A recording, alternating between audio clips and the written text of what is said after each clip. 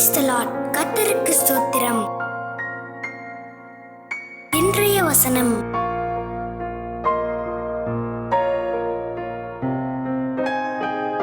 நீதிமொழிகள் 26:24 முதல் 28 வசனங்கள். பகைஞன் தன் உள்ளத்தில் கபடத்தை மறைத்து தன் உதடுகளினால் சூது பேசுகிறான்.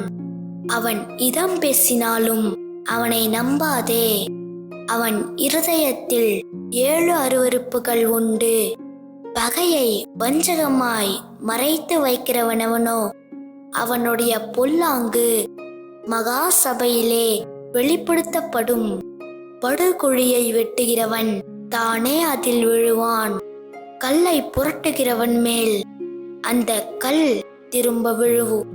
கள்ளநாவு தன்னால் கிளேசப்பட்டவர்களை பகைக்கும். இச்சகம் பேசும் வாய் அழிவை உண்டு பண்ணும்.